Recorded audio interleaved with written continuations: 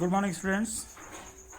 I hope आप सब लोग अच्छे होंगे। मैं हूं चंद्र सिंह और हम लोग पढ़ रहे थे प्रॉपर्टीज ऑफ एसिड्स। तो उस प्रॉपर्टीज ऑफ एसिड्स के ऑर्डर में ये कुछ और प्रॉपर्टीज़ पढ़ते हैं एसिड्स की।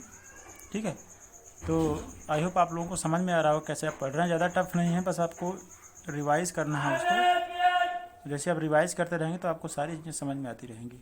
ठीक है ना, उसमें कोई ज़्यादा बहुत कॉन्सेप्चुअल चीज़ें हम लोग अभी नहीं पढ़ रहे हैं, हमको बस रिएक्शन याद करने हैं। ठीक है ना, कि किसके साथ क्या है, किस तरह का रिएक्शन होता है, बिहेवियर क्या है एसिड का, ये हम पढ़ रहे हैं इसमें। तो नेक्स्ट जो प्रॉपर्टी है एसिड की वो ये है कि कंडक्शन ऑफ इलेक्ट्रिसिटी। ठीक है ना, conduction of electricity, conduction of electricity. It means कि how the acid help in conduction of electricity. Conduction of electricity में एसिड कैसे हेल्प करती है। ठीक है ना, इसका मतलब यही है। तो इसके लिए कहता है कि the solution of acid in water conduct electricity. ठीक है ना, solution of acid in water conduct electricity. चलिए इसको हम आपको एक एक्टिविटी के थ्रू समझाते हैं। ठीक है ना, आपको क्या करना है, एक थोड़ा बड़ा सा बीकर ले लेना है। एक बड़ा सा बीकर लेना है आपको इस तरह से। ठीक है, एक रबर कॉर्क लेना है और उस रबर कॉर्क में 2 पिन लगा देने, सेफ्टी पिन या नेल लगा सकते हैं।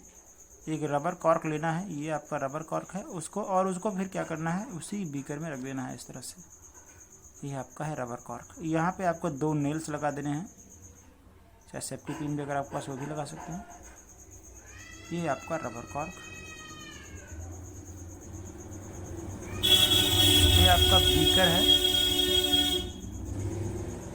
ठीक है, इसमें लेना है और इसके साथ इनको एक वायर यहाँ से निकालना है और इस वायर को यहाँ पे आपके एक बैटरी लगी होगी, 6 वोल्ट की बैटरी से इसको जोड़ देना है आपको। ठीक है, और दूसरे वायर को यहाँ से जोड़ देना है आपको। ठीक है ना, ये 6 वोल्ट की बैटरी होगी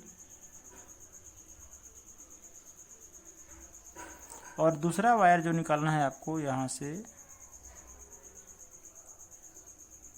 इसमें एक बल्ब अटैच करना है आपको। यहाँ पे एक बल्ब अटैच करना है इस तरह से। ठीक है ना, यहाँ पे एक बल्ब अटैच करना है आपको इस तरह से। और इसका एक पार्ट, एक फेस यहाँ पे ऐड करना है, दूसरा फेस जो अटैच करके इसको ले आना है आपको। यहाँ पे आप चाहें तो यहाँ पे स्विच भी लगा सकते हैं, चाहे तो यहाँ पे आप स्विच भी लगा सकते हैं। ठीक है ना, और फिर इसको जोड़ देना है आपको, यहाँ से कनेक्ट करना है बैटरी से। ठीक, तो यार इसमें समझ में आया आपको। एक बैटरी आपकी है, 6 वोल्ट की बैटरी है, ये 2 वायर हैं। एक वायर को हमने एक बल्ब के थ्रू जोड़ा है। यहाँ पे क्या है, ये रबर कॉर्क है, उसमें हमने 2 किल को इन कर दिया, इस तरह से इन कर दिया है, 2 लगाया और उसमें से 2 वायर निकाले हैं। एक वायर आपका बल्ब के थ्रू बैटरी से जुड़ा हुआ है, दूसरा क्या जुड़ा हुआ है कि डायरेक्टली बैटरी से जुड़ा हुआ है। ठीक है ना, अब आपको क्या करना है, नेक्स्ट टाइम इसमें जो डाइल्यूट सल्फ्यूरिक एसिड का सॉल्यूशन भर देना है।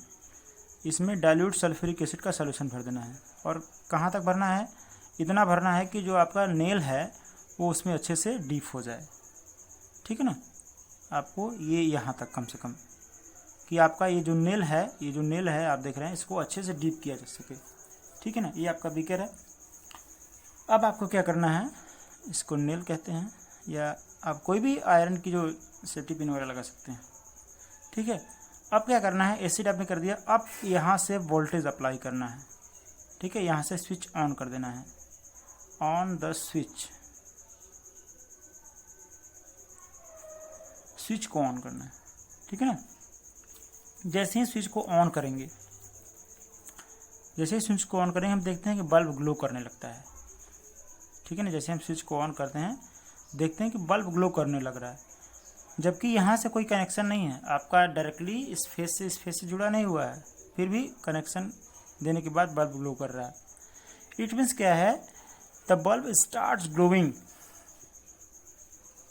Because acid conduct electricity from this nail to this nail. यहाँ से एसिड कंडक्ट कर रहा है यहाँ पे इलेक्ट्रिसिटी को, इसलिए यहाँ पे क्या जा रहा है, यहाँ पे बल्ब ग्लो कर रहा है। ठीक है ना, अगर आप इसको इस तरह से यहाँ पे सॉल्यूशन नहीं होता तो ये इलेक्ट्रिसिटी कंडक्ट होती नहीं, आपका बल्ब ग्लो नहीं करता, क्योंकि ये रबर का कॉर्क है और रबर हम लोग सब लोग जानते हैं कि रबर क्या होता है, इलेक्ट्रिसिटी का बहुत ही बैड कंडक्टर है। वो इंसुलेटर की तरह है इलेक्ट्रिसिटी का, वो इलेक्ट्रिसिटी नहीं कंडक्ट कर सकता है। लेकिन जैसे ही हमने इसको सॉल्यूशन में डुबो दिया, डीप कर दिया, तो क्या हो रहा है, यहाँ से कंडक्शन जो इलेक्ट्रिसिटी का यहाँ हो रहा है और फिर जाके बल्ब को ग्लो करा रहा है। ठीक है, it means acid can conduct electricity. ठीक, अब देखिए, अब आप क्या कर सकते हैं कि आप आपने यहाँ पे क्या लिया था, यहाँ पे आपने लिया था डाइल्यूट H2SO4 सॉल्यूशन। तो डाइल्यूट H2SO4 सॉल्यूशन का मतलब है आपने एसिड को वाटर में मिक्स करके एसिड वाटर का सॉल्यूशन बनाया था और उसी को आपने लिया है यहाँ पे। अब क्या कर सकते हैं, आप बारी बारी से HCl भी ले सकते हैं, या HNO3 ले लीजिए, या फिर आप एसिटिक एसिड ले लीजिए, C3COOH, एसिटिक एसिड, सब पर देख करके आप देखेंगे। और बल्ब ग्लो, यहाँ पे देखिए बल्ब ग्लो कर रहा है, bulb will glow in each case, और सभी केसेस में आप देखेंगे बल्ब ग्लो कर रहा है। रीजन क्या है कि एसिड कैन कंडक्ट इलेक्ट्रिसिटी, यहाँ पे एसिड जो है इलेक्ट्रिसिटी कंडक्ट कर रही है। ठीक है ना, तो समझ में आया आपको, एसिड कंडक्ट कर रही है। इसलिए जो साल्टी वाटर होते हैं या फिर अगर एसिडिक लेमन वाटर जो होते हैं, उसको कहा जाता है कि वो स्ट्रॉन्ग एसिड कंडक्टर होते हैं। ठीक है ना, पीके मूवी देखा होगा आप लोगों ने, कैसे सॉल्ट वाटर इलेक्ट्रिसिटी कंडक्ट करता है। तो सॉल्ट वाटर जो होते हैं, क्योंकि उसमें आयंस ज़्यादा बनते हैं, या एसिड होता है उसमें आयन ज़्यादा बनते हैं, बेस जो होता है उसमें भी आयन ज़्यादा बनते हैं। तो हम ये कह सकते हैं, यहाँ पे हमने एसिड पढ़ रहे हैं, लेकिन हम ये कह सकते हैं कि एसिड्स, बेस और साल्ट्स, ये तीनों जो है एक इलेक्ट्रोलाइट की तरह वर्क करते हैं, तीनों में आयंस बनते हैं, इसलिए ये तीनों ही इलेक्ट्रिसिटी के कंडक्टर होते हैं। हाँ, ये तीनों ही इलेक्ट्रिसिटी को कंडक्ट कर सकते हैं। तो ये प्रॉपर्टी आपको समझ में आई। नेक्स्ट प्रॉपर्टी है रिएक्शन विद बेसिस, कि अगर रिएक्शन विद एसिड जो है, reaction with basis, reaction of acid with basis, आपको याद होगा मैंने फर्स्ट चैप्टर में आपको पढ़ाया था, एक टाइप का रिएक्शन था जिसको हम लोग बोलते हैं न्यूट्रलाइजेशन रिएक्शन। ठीक है ना, अगर नहीं पढ़ा है आपने तो फिर से सुन लीजिए। न्यूट्रलाइजेशन रिएक्शन, न्यूट्रलाइजेशन रिएक्शन क्या होता है, a reaction in which acid react to base to form salt and water is called neutralization reaction. है ना, एक ऐसा रिएक्शन जिसमें एसिड बेस से रिएक्ट करने के बाद साल्ट एंड वाटर बनाती हो, उसको बोलते हैं neutralization reaction. And in this reaction acid loses its property, acid क्या होता है, इसकी प्रॉपर्टी लॉस होती है। तो यहाँ पे क्या है, acid react with basis, reaction of acid with basis. तो जब भी आप एसिड का रिएक्शन बेस से कराएंगे, एसिड का रिएक्शन आप बेस से कराएंगे, तो क्या बनेगा, यहाँ पे साल्ट बनेगा और वाटर बनेगा। ठीक है ना, और ये भी कह सकते हैं कि एसिड अपनी प्रॉपर्टी यहाँ पे लूज कर दे रही है, एसिड की प्रॉपर्टी फिर आपको दिखेगी नहीं। ठीक है ना, तो चलिए देखते हैं, एक एग्जांपल लेते हैं, जैसे कैल्शियम ऑक्साइड, ठीक है ना, सॉरी, हाइड्रोक्लोरिक एसिड,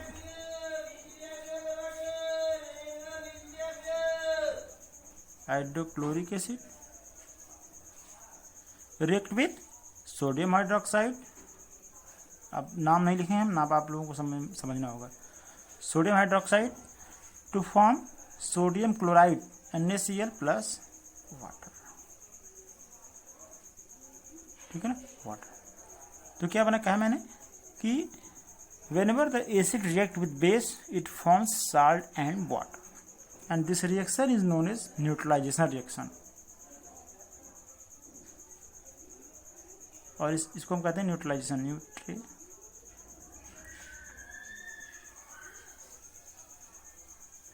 और इस पूरे रिएक्शन को कहते हैं न्यूट्रलाइजेशन रिएक्शन। ठीक है ना, ये आपका न्यूट्रलाइजेशन रिएक्शन होगी। तो कभी भी रिएक्शन एसिड कहता है, अब बेस एसिड से रिएक्ट करेगा तो भी वही बात होगी। अगर बेस की प्रॉपर्टी आप जब पढ़ेंगे तो बेस कहेंगे, base what happen when base react with acid, तो जब भी बेस रिएक्ट करेगा एसिड से तो भी वो भी यही प्रोडक्ट बनाएगा। एसिड रिएक्ट करेगा बेस से तो वही, मतलब वाइस वर्सा दोनों प्रोडक्ट बनाते रहेंगे। ठीक है, ये मतलब यहाँ आप समझ गए तो आप बेस की प्रॉपर्टी को भी काफ़ी हद तक समझ जाएंगे अगर बेस रिएक्ट कर रहा है तो। ठीक है ना, नेक्स्ट जो है हमारी प्रॉपर्टी ये है कि reaction with metallic oxides, reaction of acids with metallic oxides.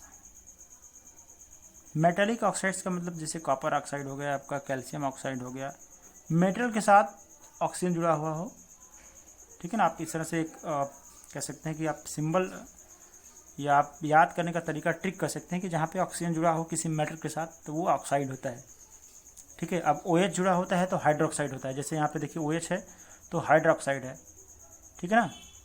Oxygen है तो ऑक्साइड है, जैसे कार्बन डाइऑक्साइड, 2 ऑक्साइड होते हैं, कार्बन मोनोऑक्साइड, ठीक है ना। इसी तरह से मेटालिक ऑक्साइड्स होते हैं, जैसे सोडियम ऑक्साइड होता है आपका, calcium oxide, copper oxide, magnesium oxide, ये सारी चीज़ें होती हैं। तो क्या होता है जब मेटालिक ऑक्साइड रिएक्ट करता है एसिड से, तो चलिए एक एग्जांपल लेते हैं, जैसे कैल्शियम ऑक्साइड, सॉरी इस तरह से कैल्शियम ऑक्साइड है आपका, ये सॉलिड स्टेट में, इसको बोलते हैं calcium oxide. When it react with hydrochloric acid तो क्या बनाता है ये, कैल्शियम क्लोराइड प्लस वाटर, ठीक है ना। देखिए कितना अच्छा, यहाँ पर भी क्या बन रहा है आपका, मेटालिक सॉल्ट बन रहा है और वाटर बन रहा है, ठीक है ना। एक्वस ये आपका लिक्विड होगा और HCl एक्वस, यहाँ पे हम बैलेंस कर देंगे इसको, ये हो जाएगा आपका, ठीक है। ये आपका है कैल्शियम क्लोराइड, ये वाटर है आपका, ये हाइड्रोक्लोरिक एसिड है, कैल्शियम ऑक्साइड, ठीक है ना, ये बनता है। दूसरा अगर देखते हैं एक और reaction, copper oxide, copper oxide, तो कॉपर ऑक्साइड से रिएक्ट करने के बाद एसिड क्या बनता है,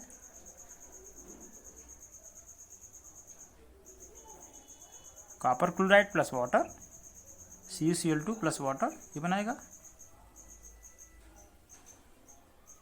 ठीक है ना। कॉपर क्लोराइड प्लस वाटर बनाएगा, और क्या, ये क्या है, कॉपर क्लोराइड है और ये आप वाटर है, ठीक है ना। ये आपका हाइड्रोक्लोरिक एसिड है इस तरह से। तो हम कह सकते हैं कि when ever the metal oxide react with acid they form metal chloride, या फिर कह सकते हैं metal oxide, metal salt and metallic salt and water, ठीक है ना। और सिंपली हम इसको ऐसे भी कर सकते हैं, जैसे मेटल है आपका, एसिड रिएक्ट कर रहा है, जैसे हमने ऊपर बना था साल्ट प्लस वाटर। अब हम मेटेलिक सॉल्ट इसलिए कर रहे हैं क्योंकि मेटल का साल्ट है, इसलिए हम इसको मेटेलिक सॉल्ट कर रहे हैं। लेकिन एक वर्ड इक्वेशन अगर हम लिखना चाहें तो इस तरह से लिख सकते हैं कि मेटल रिएक्ट विथ, अगर ये आपको लर्न रहेगा, ये अगर वर्ड इक्वेशन आपने लर्न कर लिया तो आपके लिए काफ़ी आसान हो जाएगा इक्वेशन को समझना, ठीक है ना। यहाँ से आपको समझना आसान हो जाएगा अगर आप वर्ड इक्वेशन को समझ ले रहे हैं तो, ठीक। अब ये भी कह सकते हैं it is also neutralization reaction, ये भी एक न्यूट्रलाइजेशन रिएक्शन का टाइप है, क्योंकि यहाँ पे भी एसिड क्या हो जाए न्यूट्रल हो जा रही है और सॉल्ट वाटर बना रही है। साल्ट क्या है आपका, न्यूट्रल कंपाउंड है, ठीक है। वाटर भी एक न्यूट्रल कंपाउंड है, ये दोनों न्यूट्रल कंपाउंड है आपके। वैसे तो सारी चीज़ें न्यूट्रल फॉर्म में ही होती हैं क्योंकि वो स्टेबल होती हैं, लेकिन यहाँ पे जो है ये सब न्यूट्रल कंपाउंड्स, ठीक है। चलिए नेक्स्ट देखते हैं, नेक्स्ट प्रॉपर्टी क्या है इसकी। नेक्स्ट प्रॉपर्टी ये है कि जब भी ये मेटल हाइड्रोक्साइड से रिएक्शन करते हैं तो क्या होता है, ठीक है ना। अगर किसी मेटल हाइड्रोक्साइड से रिएक्शन कराना हो तो क्या बना, जैसे मान लीजिए मैग्नीशियम हाइड्रोक्साइड, अगर मैग्नीशियम हाइड्रोक्साइड से किसी एसिड का रिएक्शन करा रहे हैं, ठीक है, यहाँ पे इसको बैलेंस कर लीजिएगा, करो तो क्या बनेगा, तो ये भी यहाँ पे MgCl2 प्लस H2, यहाँ पर भी क्या हो रहा है, वही साल्ट एंड वाटर, इसका नाम मैग्नीशियम हाइड्रोक्साइड है,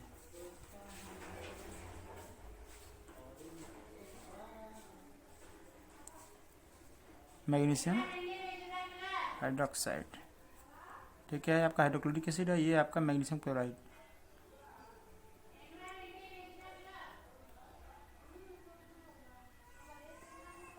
ठीक है ना। तो ये आप याद रखेंगे इसको कि अगर मैग्नीशियम या किसी हाइड्रोक्साइड से अगर रिएक्शन कराते हैं एसिड का तो यही प्रोडक्ट आपको बन जाएगा। ठीक है ना। चलिए कुछ और एसिड के बारे में जानते हैं।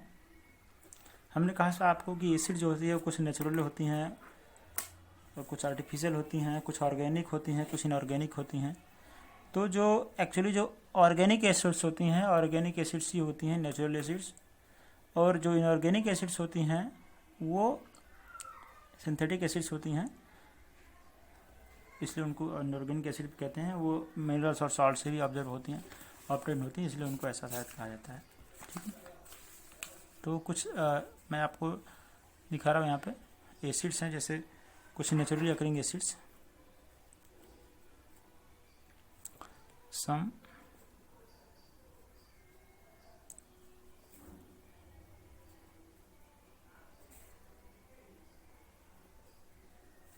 कुछ ऐसी एसिड जो नेचुरली पाई जाती हैं। ठीक है। जैसे ऑरेंज लेमन्स,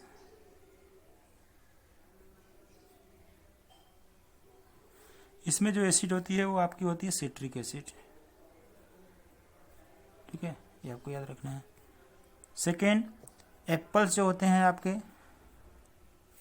एप्पल्स में जो एसिड होती है वो आपकी उसी होती है मैलिक एसिड, इसको कहते हैं मैलिक एसिड। थर्ड, टोमेटोज, तो जो टोमेटोज होते हैं उनमें आपका होता है ऑक्जेलिक एसिड, ऑक्जेलिक एसिड को फॉर्मिक एसिड भी कहते हैं। ठीक है ना। फोर्थ, टैमरिंड,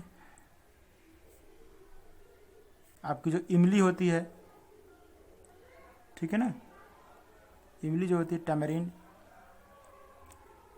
उसमें आपका होता है टार्टरिक एसिड।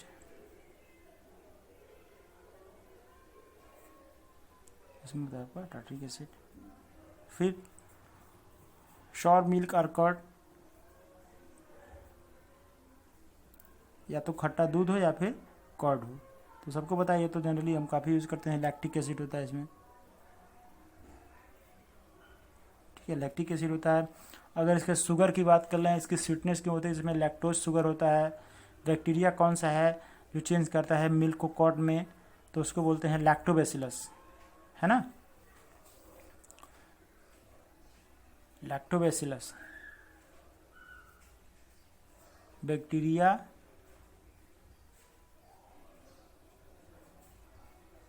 चेंजेस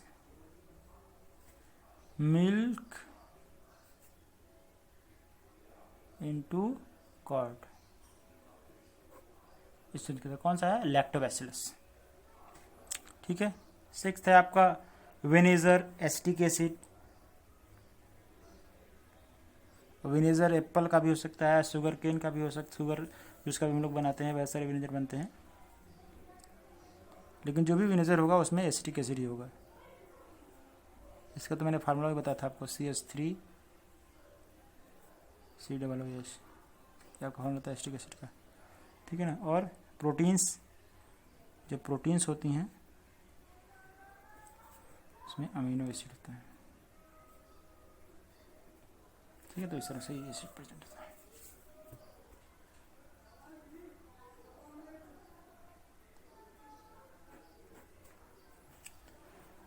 ये सारी क्या है, ये सब ऑर्गेनिक एसिड्स हैं, ये सब ऑर्गेनिक एसिड्स हैं, नेचुरल एक्रिक एसिड्स हैं। और ये जो ऑर्गेनिक एसिड्स होती हैं ये बहुत लेस रिएक्टिव होती हैं, ज़्यादा हार्मफुल नहीं होती हैं। ठीक है ना। इसके अपेक्षा जो भी इनऑर्गेनिक एसिड्स होती हैं, जो मिनरल एसिड्स होती हैं, बहुत ही डेंजरस होती हैं। ठीक है ना। जैसे मिनरल एसिड्स में ये सारी क्या है, ये सब जो ऊपर है ये ऑर्गेनिक एसिड है, organic acids obtained from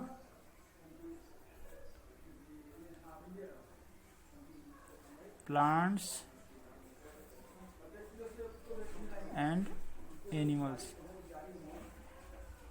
plants and animals, ये क्या है। और दूसरा क्या है, इनऑर्गेनिक एसिड,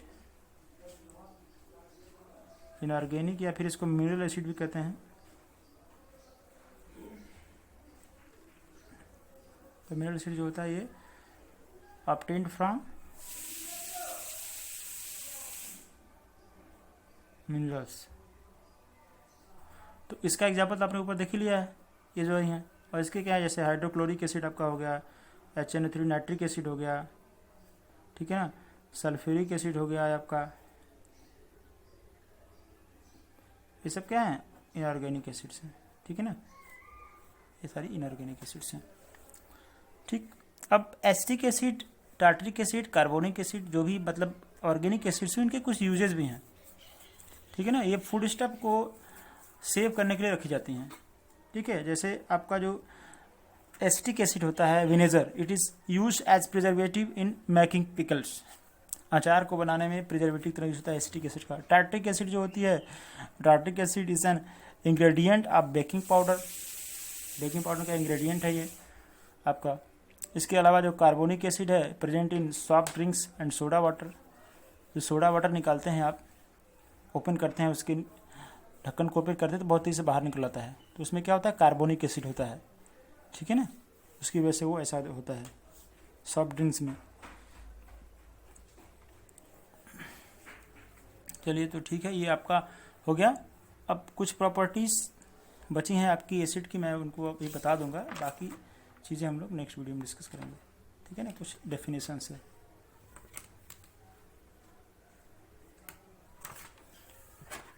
चलिए देखिए। तो एसिड की प्रॉपर्टी, नेचर क्या होता है, chemical nature.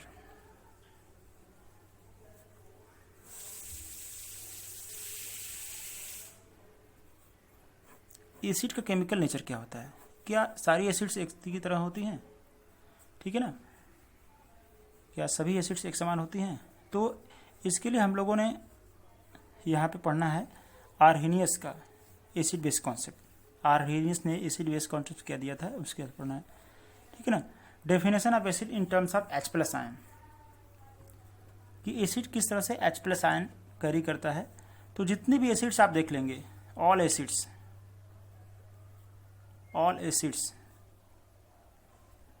Have H+ ions, किसके अकॉर्डिंग, अकॉर्डिंग आर्हेनियस डेफिनेशन।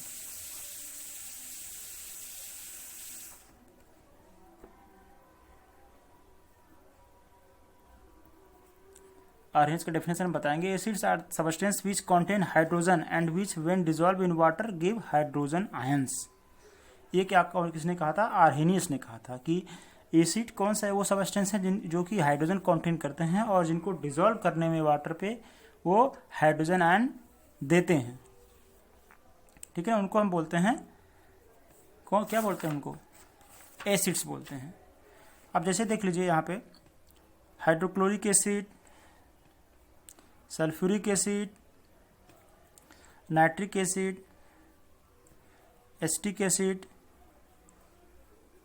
इसके अलावा आपका फॉर्मिक एसिड हो गया, आपका कार्बोनिक एसिड हो गया H2CO3, या फिर फास्फोरिक एसिड। ये जितनी भी एसिड्स हैं सब में आपको क्या दिख रहा है, कॉमन, ये इस सब में आपको यहाँ पे हाइड्रोजन दिख रहा है, ये हाइड्रोजन है, ये हाइड्रोजन, ठीक है ना। तो उन्होंने कहा था, आर्हेनियस ने क्या कहा था कि acids are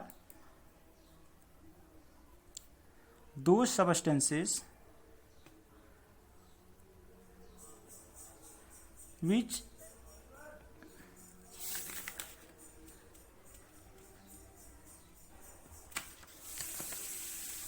contain hydrogen and when dissolved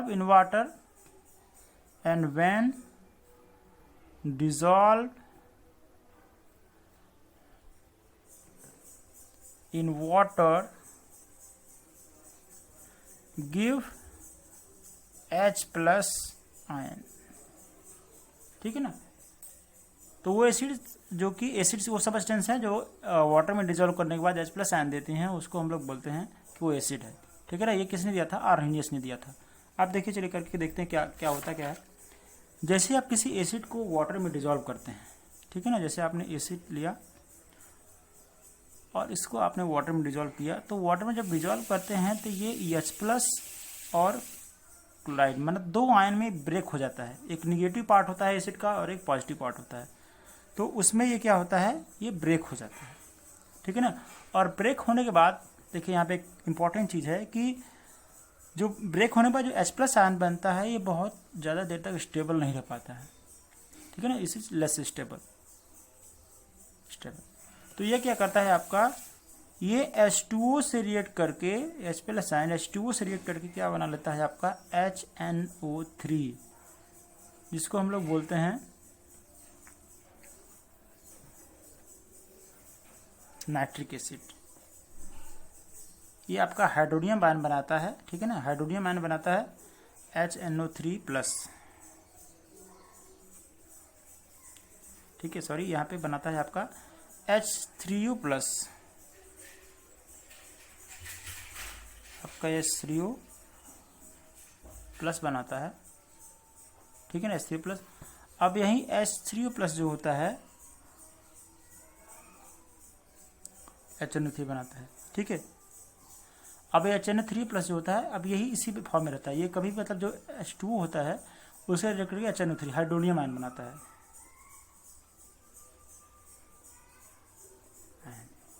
ठीक है ना। तो हम ये कह सकते हैं कि जैसे हमें कहा कि whenever we dissolve acid in water it gives H+ ion in chloride, ठीक है ना। तो क्लोराइड H+ आयन बनाता तो है, लेकिन ये क्या करता है, ये बहुत ज़्यादा तक स्टेबल नहीं रहता है, इसलिए वाटर से रिएक्ट करके ये क्या कर लेता है, हाइड्रोनियम आयन बना लेता है, ठीक है ना। ये आप आगे चल कहीं अगर डिस्कशन होगा ऐसा या किसी हायर क्लास में भी पढ़ सकते हैं इसको कि क्या H+ कितने देर तक स्टेबल रहता है, तो ये ज़्यादा देर तक स्टेबल नहीं रहता है, इसलिए ये वाटर से रिएक्ट करके हाइड्रोनियम आयन बनाता है, ठीक है ना।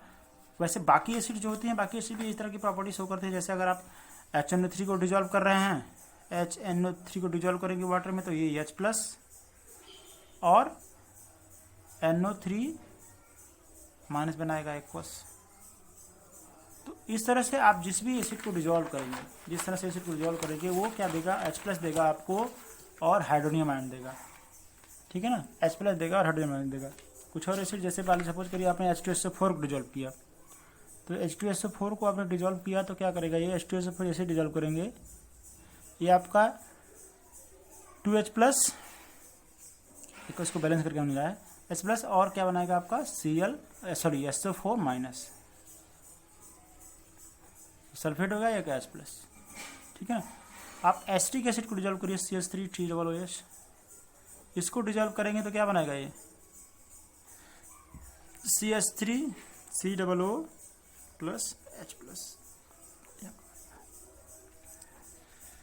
ठीक है ना। तो हम कह सकते हैं कि जब भी हम एसिड को डिजॉल्व करते हैं वाटर में ये H+ आयन देता है, या फिर यहाँ से डेफिनेशन जो बताया आर्हीनेस ने कि acids are the substance which contain hydrogen and which when dissolve in water gives hydrogen ion in the solution, ठीक है ना। लेकिन एक्सेप्शन क्या है, इसके आगे एक्सेप्शन क्या है कि there are so many compounds which have hydrogen but they are not acid, ठीक है ना। एक्सेप्शन की बात करें, एक्सेप्शन मतलब क्या होता है, अपवाद, ठीक है ना। जैसे आपका C6H12O6 ये क्या है, ग्लूकोज है, ठीक है ना। या इथाइल एल्कोहल है आपका C2H5OH ethyl alcohol,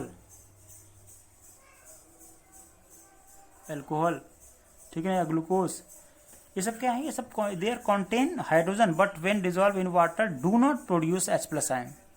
this can be seen by checking the conduction of electricity through their aqueous solution as explain in figure, ठीक है ना। जो हमने फिगर पहले एक्सप्लेन किया उसमें देख सकते हैं आप कि तो ये दोनों में हाइड्रोजन तो है, लेकिन जब भी हम इसको वाटर में डिजॉल्व करेंगे ये H+ नहीं देते हैं। इसको कैसे चेक करेंगे, आप एक शुगर का सॉल्यूशन बनाइए, उसमें एक रबर का कॉर्क रखिए, फिर जिस तरह से अरेंजमेंट हमने किया था अरेंजमेंट करके आप चेक कर सकते हैं कि बल्ब ग्लो कर रहा है कि नहीं। अगर बल्ब ग्लो करता है तो फिर तो हाइड्रोजन देता है, नहीं तो नहीं। तो इसमें क्या होगा, आपको ये H+ नहीं देता, इसलिए आपका बल्ब ग्लो नहीं करेगा, आप इसको चेक कर सकते हैं, ठीक है ना। चलिए तो आज के बस इतना ही, बाकी नेक्स्ट वीडियो में डिस्कस करेंगे हम लोग। तब तक आप लोग रिवाइज करते रहिए, मस्त रहिए, पढ़ते रहिए, ठीक है, और एंजॉय करिए लॉकडाउन को। Thank you so much.